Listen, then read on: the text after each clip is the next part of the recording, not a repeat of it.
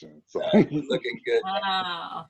Well, let's welcome our new friends, our viewers, to Thoughts on Talks. We were already talking about our thoughts on each other's talks, which weren't necessarily on Sunday morning. But Reverend Mike McMorrow did do a Sunday talk, so that may come up in conversation. We don't know where it's going to go. Salaam Thompson is here with us. I kind of feel like I fumbled your name. Sorry. No, you're good. Thompson is here That's with perfect. us. Well, thank you. And we're here with Malayna Dawn. I'm not sure about that pointing thing. You might have to practice that off camera. The nickname Break Of. So, we were just starting to get into some interesting conversation because I asked Salaam about his t-shirt that I had never seen Muhammad Ali dressed so nicely. And so you were explaining it to me, Salaam. So why don't we just start there? Sure. To paraphrase what I was saying earlier is that usually when you see any kind of depiction of Muhammad Ali, either in an animation or in a photograph, it's him in the ring. It's him doing his Ali shuffle. It's him raising his arms in triumph. It may be borderline either him with his palms extended in the corner before he fights as he's praying. But I mentioned earlier that this version of Muhammad Ali was more dangerous than the version that was in the boxing ring. As long as he was beating the brains out of Floyd Patterson and Cleveland Williams and George Chuvalo and Ernie Terrell and Sonny Liston, Zora Foley, those guys. As long as he was beating their brains out, he was good with the establishment. He was good with the gambling ring, who had money exchanging hands, and that was by which Sonny Liston was found murdered in 1970 in a hotel room, because of debt to some mobsters. That's what was the story. But in any event, this fella here in the suit and bow tie, it became more dangerous because this is the fella that actually stood up for the beliefs and stood up in opposition to the Vietnam War. You hear it talked about, but what's not talked about really is the holistic composition of his mindset and where was his mindset born out of. You hear the sanitized version of his mindset, just like you did of Martin Luther King, just like you did of Malcolm X, even recent years. But what it is you can't tell this story of this fella without telling the story about this fella. If it wasn't for this fella, you wouldn't have heard of this guy. You wouldn't have heard of Mr. Farrakan, nor would you have heard of Malcolm X either, that fella right there. So bring it closer to the camera so we can look at it. Yeah, sure. Let's that's the autobiography of Malcolm X there. So nice. And I believe I posted the message to the black man there. So that's the Honorable Elijah Muhammad. And I'll cover some interesting conversation, that I've had on Facebook about him. I was asked a question. Do I consider Elijah Muhammad honorable? Now, there is, you may have heard through history that he has fathered, children outside of his marriage to his mother, Clara Muhammad. That may have been true, and that may not have been true. But I'm not going to debate that, because every human being that's walked this earth had flaws. And the reason why I say that is because if we look at the flag of Israel, you'll see a star, and that star is called the Star of David. Well, I'm sure Uriah would take umbrage with the star being named after him, because this man, this king of Israel, once upon a time, basically scoped his wife bathing on the balcony and schemed to have him murdered in battle while he made a move on his wife. I mean, if you look at it today, I mean, like, that's what we call a player move. I mean, it's like, it reminds me of a Biggie song where he said, what's your name? What's your sign? As soon as you buy that wine, I just creep up from behind and ask you what your interests are, who you're being with, and be here for a while, tell me what numbers to dial. You know, if you call your crew, I go call my crew, we can rendezvous at the bar around 2. You know, but this is the that was like a dramatic reading of Biggie Smalls by Salaam Thompson. You know, but you know, that's the kind of mindset. I've never It's the seen same mindset. Biggie Notorious and B.I.G. David put together quite that, and Bathsheba. See, that's what you get here at And I could say I'm a child of the hip hop generation. So, and you know, but that same mindset that Biggie rapped about in 1995 existed in, you know, the first book of Kings or first book of Samuel. I'm remembering off the top when that story was written about King David and him pulling the J.R. Ewing move on Uriah to get him killed just so he can get at his wife. You know, so like that kind of, it's the human condition as absolutely, like, you know, and no one questioned like that because of that misdeed where you committed adultery and you caused a man to get murdered surreptitiously. No one questioned that star being named after him. You know, but and then you look at what happens when you walk into a courtroom. That what does the bailiff do? All rise. The honorable, insert the name of a corrupt judge here, is presiding, you know, and no one questions their honorability when they mention the honorable. So this is why even in the human experience, we have no problem saying, at least I don't, I have no problem saying the Honorable Elijah Muhammad or the Honorable Minister Louis Farrakan. Because both of those men have been, frankly, the greatest friend that Black America has had in the past 100 years. And even without those two men coming about, I don't even come about. I don't even evolve in my mindset. I don't even evolve in my thought process. I don't meet the two friends of mine in high school who have walked that journey with me together. One of them whom have passed away in 2011. Now I miss him dearly, but I wouldn't be named Salaam if it wasn't for those two gentlemen. You know, so like to give honor and praise to people's works, I look at it like a like the balance sheet of humanity. You know what I mean? So with any item that you're selling, any service that you're providing, you want to see how well it's performing. You want to see over with respect to a period of time, you want to see how much revenue you have. You want to see like your bottom line. What is your profit? What is your deficit? Are you in the black? Are you in the red? I mean, it's a total evaluation that we do with goods and services and products. You know, that's the same evaluation that we do with humanity. It just so happens that this gentleman here, all of them, including Kareem, and you know, with all things considered, you know, these gentlemen are in the black, and as far as I'm concerned. You know, they're never be in the red to me, even though I like you may that have that. you touched on a positive turn of phrase, in the black. Yes. When I was watching a chess game, and I remembered you saying how, you know, the white pieces always move first. Absolutely. And how in our language and in our culture, usually the black, whatever is representing the black, seems to be put as negative, but in the black is a positive thing. So there's absolutely, you know, so because in the black, I mean, you're profitable. In the black, you're sustainable.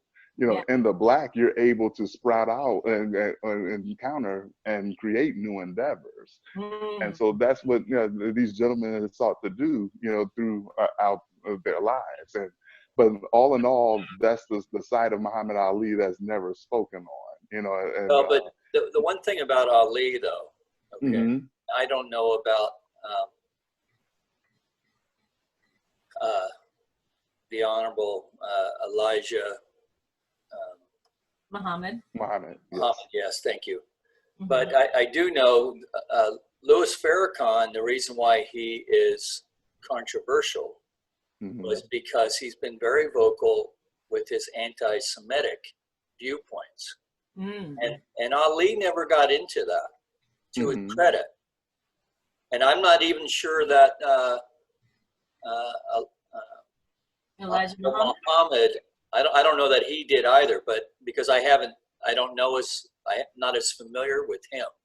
Absolutely, yeah. Farrakan has gone off, and in not helpful ways for the movement, in my opinion. But because there is a lot of good. There is a lot of good that the Nation of Islam has done for African Americans and for Islam as well.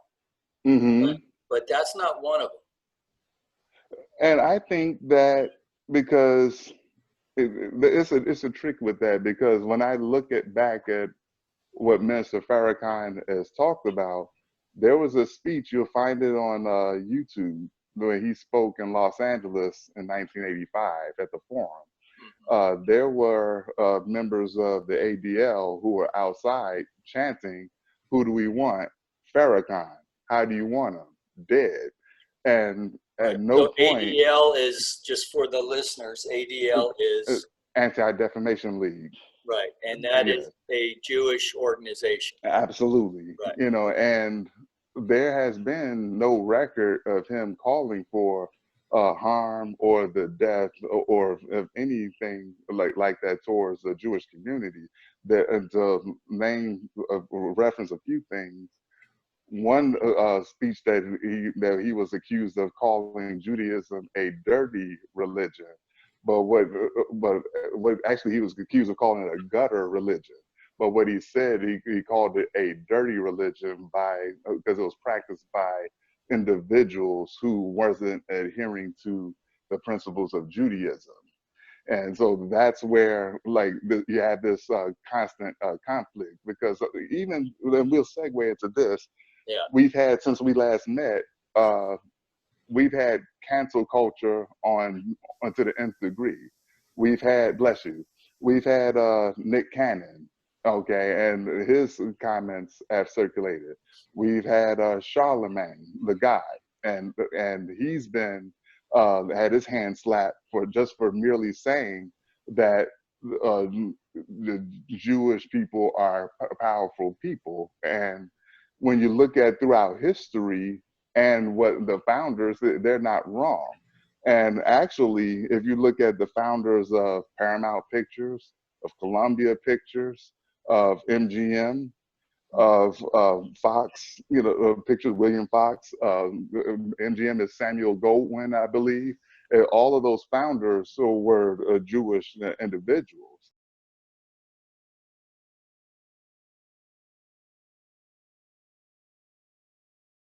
And at Tulsian, from the music side, Clive Davis, David Geffen, these folks were in power when they sat and supported and threw dollars at gangster rap and didn't utter not one word about Black women being called bitches and hoes. They didn't utter one word when the rap artists were promoting gunfire and violence against their fellow men. They, in fact, were even encouraging the artists to come with something more vile, so it'll sell more. Jerry Heller is another guy who used to manage NWA. And one of NWA's first singles was Express Yourself. And if you listen to the words of Express Yourself, it sounds like a thinking man's, kind of a delivery. It kind of has a lot of useful content in it that cultivates the mind. But after that first album, every album thereafter from NWA went down in terms of value system, but it went up in terms of musical accolade and musical reward and musical recognition. In terms of going platinum, they sell units now. And most of those units were bought by white kids. We didn't buy CDs when we were young. We had those double-deck radio players, and we dubbed the CDs. We dubbed the tapes because we were poor. We didn't have any money, so we were getting it that way. Oh, let me dub that tape off of you, that kind of deal. Circling back to Minister Farrakan, what he represents is this litmus test that if outspoken Black people don't denounce him, then their willingness to denounce him or not denounce him determines how well they'll function in larger society. I think that's unfair, for one. Number two, I think that as for 36 years, this man has been calling for a dialogue, a public dialogue, with the Jewish leaders. And I agree with that.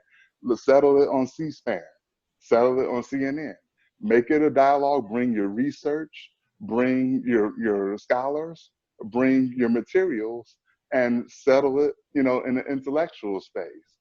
And have been reluctant to meet that demand. And there was a lady, her name. I'm just going to push back a little bit because Sure. This is the only thing that I know because I actually saw it and heard it. And because, and I think it's not that what he was pointing out didn't have validity to it, right? That there has been oppression within the capitalist system. Sure. Right? Of which some people happen to be Jewish. Not all. And yet there was this generalization made by Mr. Farrakan in this way. And I am talking about way back in the 90s. So, I mean, it's been a long time ago. And he may have come completely around in his thinking, or maybe even got caught, on a weird day. That I don't know. But what I do know, as we navigate the, let's just say, the Black Lives Matter,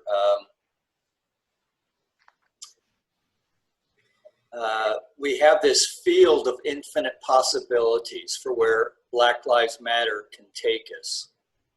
And what we have to do is find ways to connect rather than divide, because we're good at dividing. And so the anti-Semitic talk, the Islamophobia stuff, even the anti-cop stuff is not going to get us the equity that everyone is calling for. And I would hope that most thinking people in white bodies are now looking for ways to bring that forth. So yeah, that's one of the and maybe we're saying the same thing, Salaam, like, instead of having a constructive conversation, we're going to talk about this thing that's spinning around out here, that the only reason why it's spinning is because we're giving attention to it. Yes, because there was a lady her name was Shulamit Aloni. She did a interview. She was a former prime minister for Israel. She did an interview with Amy Goodman. You'll find it online. And she said in her words that when they levy accusations of anti-Semitism, that they do so is, in her words, she calls it a trick that they use to silence any criticism of Jewish people or the state of Israel, and their military operations with respect to the Palestinian region. And that's on. You can look up Democracy Now! And see that interview with Amy Goodman. I think we should stick to addressing how to bring forth Black Lives Matter than try to solve the problems in the Middle East, I guess. Yeah, people have been kind of working on that for a while too, haven't they? Right? Yeah. And not that's what she's saying. I mean, there are things that are said that just kind of dismiss the whole conversation. Yeah. Right. It to her point. Yeah, so it really shouldn't. But that's the thing, is that sometimes it's like that conversation can be difficult. I think what makes it difficult is even any word of that's criticism or word of identification. That the charge of anti-Semitism is thrown.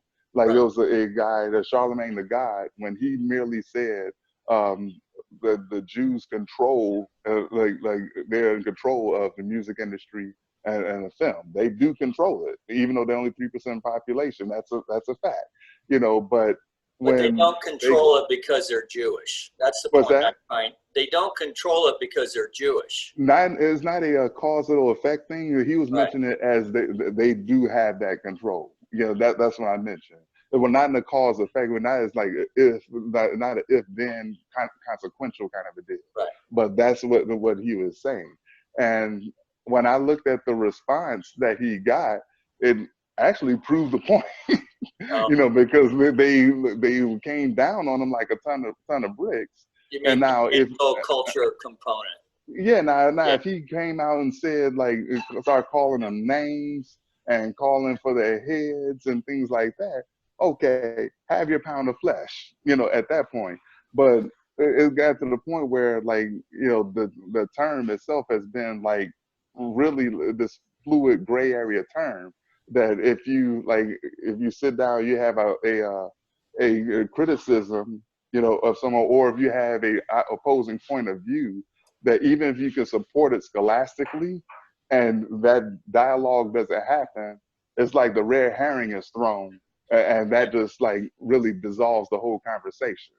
You know, so like that's what I would have liked to have seen, you know, like a coming together. Even if you disagree, at least like talk it out and support it, what you're saying. And that way you come away with a better understanding. But let's back it up just a little bit, because we're kind of talking about the leaders of the movement, right? Of the leaders of the movement, Nation of Islam. Yeah. And so that's this own little thing. But there are, you know, there was a young man in Chicago who lost his mother at an early age.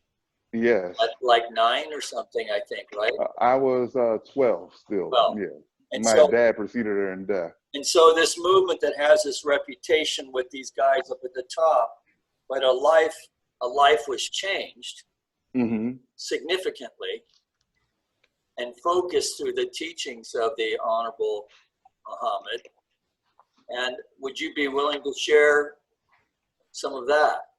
Most of it in terms of how it made an impact on me?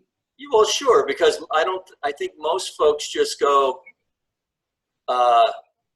Elijah Muhammad, oh, he's the one who got a hold of Muhammad Ali, and then that crazy Farrakan guy, and then they don't hear anything about the community building that they've done, or how they've helped, you know, a young 12-year-old who could have gone one way and instead was able to find some not only focus, not only faith, but a faithfulness that was able to guide him in his life. Because to me, you are, you know, you're just a very successful man. You happen to be an African American, but just a real success story, similar to my dad in a way, in that he lost his mother early, but found a way, and has built, you know,